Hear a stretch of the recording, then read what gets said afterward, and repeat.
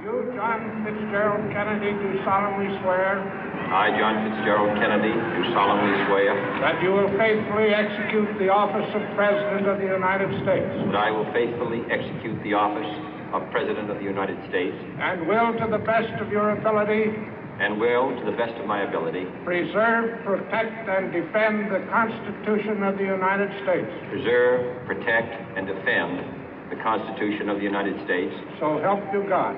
So help me God.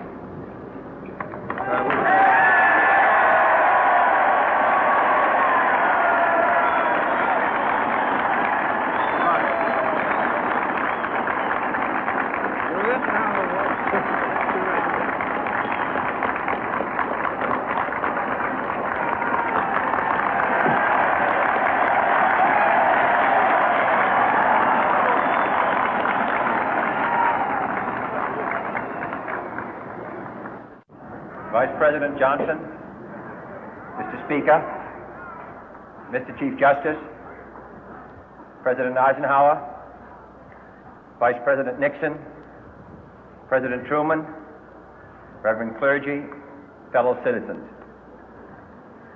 We observe today not a victory of party, but a celebration of freedom, symbolizing an end as well as a beginning, signifying renewal as well as change. For I have sworn before you and Almighty God the same solemn oath our forebears prescribed nearly a century and 3/4 ago. The world is very different now, for man holds in his mortal hands the power to abolish all forms of human poverty and all forms of human life.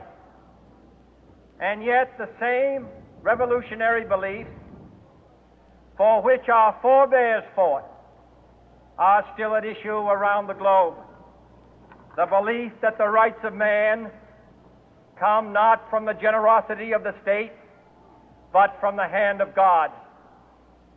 We dare not forget today that we are the heirs of that first revolution. Let the word go forth from this time and place to friend and foe alike that the torch has been passed to a new generation of Americans born in this century, tempered by war, disciplined by a hard and bitter peace, proud of our ancient heritage, and unwilling to witness or permit the slow undoing of those human rights to which this nation has always been committed and to which we are committed today at home and around the world.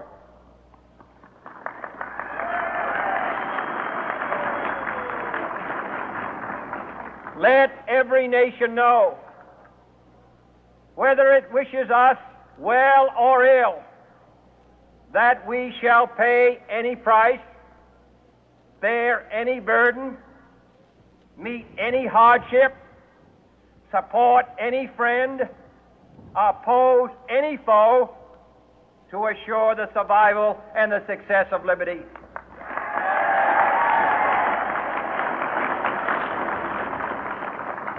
This much we pledge and more.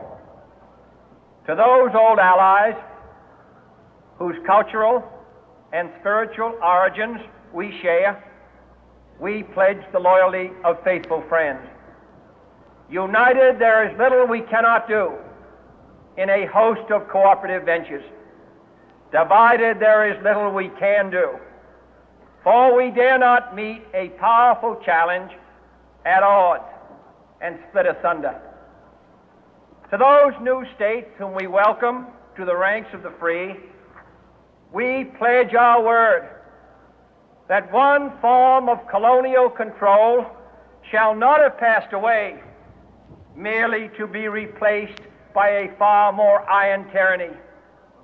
We shall not always expect to find them supporting our view, but we shall always hope to find them strongly supporting their own freedom, and to remember that in the past, those who foolishly sought power by riding the back of the tiger ended up inside.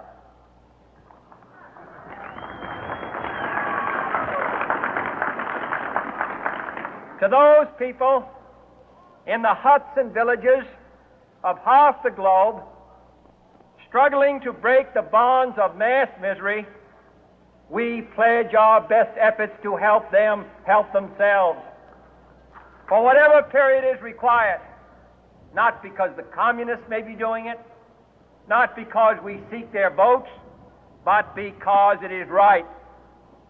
If a free society cannot help the many who are poor, it cannot save the few who are rich.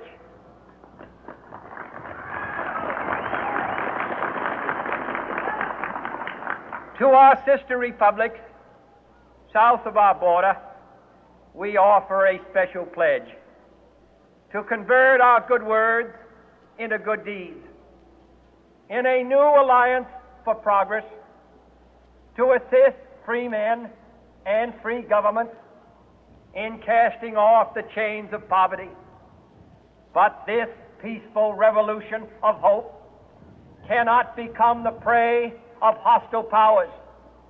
Let all our neighbors know that we shall join with them to oppose aggression or subversion anywhere in the Americas. And let every other power know that this hemisphere intends to remain the master of its own house.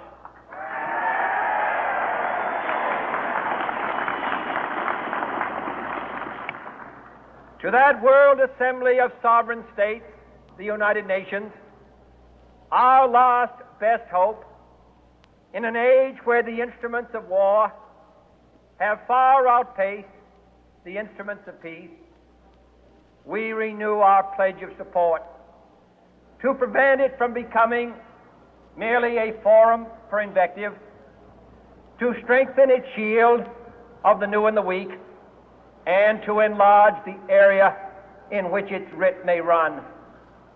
Finally, to those nations who would make themselves our adversary, we offer not a pledge, but a request that both sides begin anew the quest for peace.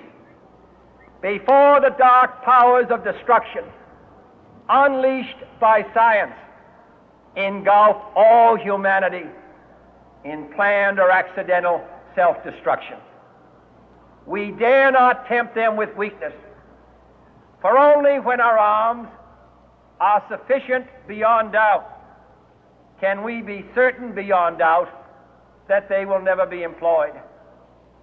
But neither can two great and powerful groups of nations take comfort from our present course, both sides overburdened by the cost of modern weapons, both rightly alarmed by the steady spread of the deadly atom, yet both racing to alter that uncertain balance of terror that stays the hand of mankind's final war.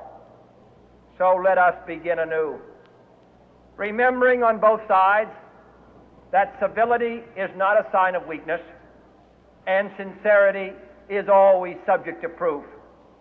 Let us never negotiate out of fear, but let us never fear to negotiate.